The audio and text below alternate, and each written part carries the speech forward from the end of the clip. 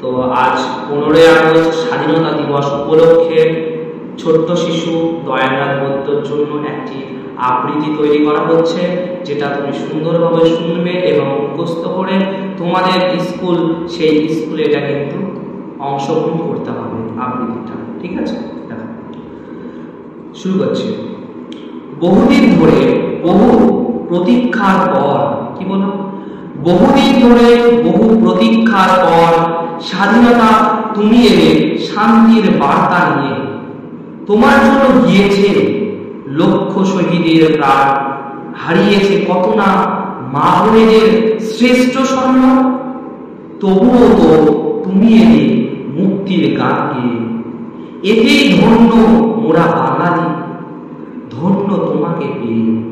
আজ আমরাও বলতে পারি, হে বিশ্ববাসী দেখো যে আমরা স্বাধীন, আমাদের রক্তে রঞ্জিত স্বাধীনতা। ঠিক আছে, এইটুকটা আবৃত্তি বলে কিন্তু শোনাতে হবে। ঠিক আছে।